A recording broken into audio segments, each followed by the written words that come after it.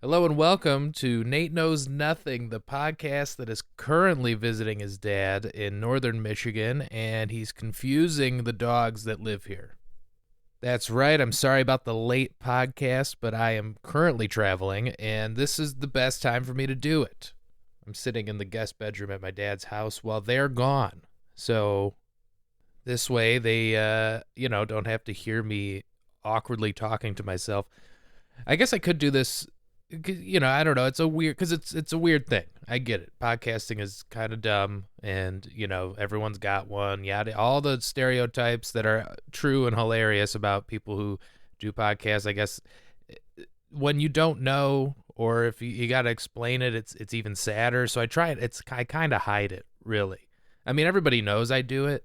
People in my life they know about it, but like when they're here, it's like weird. I'm like, no, you guys, when are you running errands or when are you going to work? What's going on? Like, I'll do that. I'll do this while you're gone.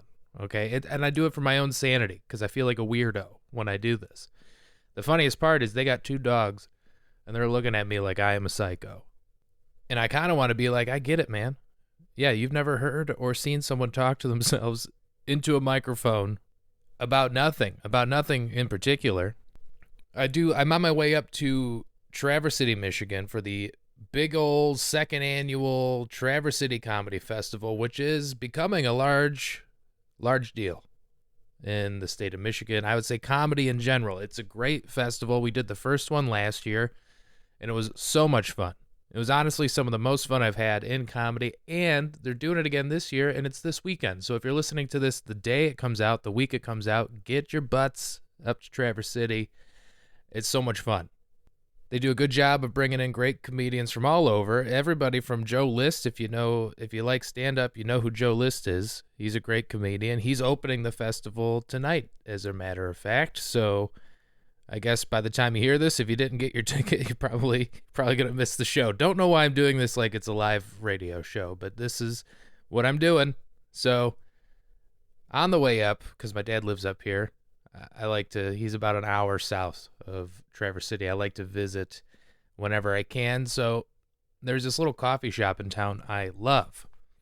Every time I'm here, I go and sit in there for hours, and it's my the coffee's good, the people watching's fun. I mean, it's because it's northern Michigan. It's like a small town, so you get the same people every day. Some people go in there and work. Some people go in there with their kids. They're stopping by on their walks or whatever. But it's winter now, so there's less activity. So there's not a lot going on. And I'm sitting in there. And the thing is, the music is a little loud. And I don't mean this in a boomery, like it's too loud in here, I need to leave way. I mean, it's just, they have an amazing sound system in this place. Like better than you would expect for just your mom and pop coffee shop, okay? And there's one person in there working. And obviously they get to choose the music. And I'm sitting there, and it's very... how to say Christian rock, which is disappointing because that's a bold decision, right? To assume that your customer base likes Christian rock, it's a little much. I mean, if you don't like the run of the mill top 40 or some sort of, at least throw on like jazz or something, something without lyrics. If you have moral disputes with music, right? Like if you gotta. But what's with I can't do it. And I don't mean to hate on people who are, it's not that you're religious, it's that the music, I can't do it. I just can't do the music. I can't. You can do whatever you want, listen to whatever you want, but this is why I bring my AirPods everywhere, okay? So I just pop those babies in, and I didn't hear a word of this music. But I tell you what, the first 5 minutes of me listening to this, where I'm like, you know what? Suddenly, I don't know why, it makes me angry. It has the complete opposite effect on me as it does people who like that music, I'm sure. By the way, I'm not going to be leaving a review. I'm not one of these weirdos that likes to leave a Yelp review pretending like I'm the only one whose opinion matters, okay? That's why I do a podcast where they'll never hear it, okay? No one will ever know. I didn't tell you the name of it. I'm not here to hate on it. In fact, I'll probably go back tomorrow. Oh, by the way, I hope you enjoyed last week's episode. I don't have guests on too much, but those guys, Sal and Bob, crack me up. I love talking about sports with them because, as you know, I am a casual sports fan, all right? And as you also know, the Lions lost. So that was a bummer. And now this is the thing. It didn't ruin my week, okay? I got people apologizing to me like I lost my grandma, okay? People are like, sorry about your team. And I'm like, it's fine. Like, okay, I'm not going to go jump off a bridge because my team lost. Of course, I was excited about the game and I got into it, but I'm not hooting and hollering. Like, it's fine.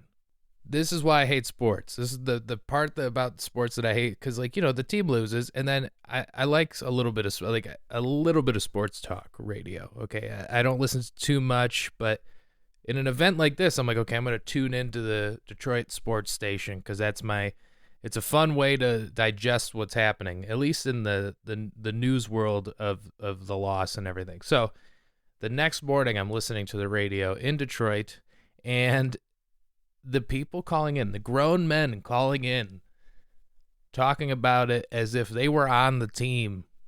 Like, I guess it's good that these types of events can bring communities together, I think, in ways that, like, religion can't, or other things. It has a way of bringing an entire metro area together. We're talking millions of people. And then beyond that, all the people that started liking the team because of how good they were doing. So I love that aspect of it. But when they lose like this in a big game like it was, it's like all of a sudden it's like you hear these grown men talking about it like it's the worst thing that's ever happened to them. And it's sad, but it's also the funniest thing you ever heard. Like, I can't believe that this is how people spend their time. I just can't believe it. It's so funny to me. It's kind of like this whole Taylor Swift thing happening, right? I used to be annoyed by it just because, and not for any other reason than it was just like, it's like a nothing story to me because I don't care, and I just don't want to hear about it. But the minute it started pissing off the right people, it becomes entertainment to me, right? Now I'm all for it. I'm like, you put a camera on her the entire time just so I can watch grown men lose their minds. Because technically, isn't it good for the sport? If you like the sport so much, isn't it good that she's bringing all this attention to it?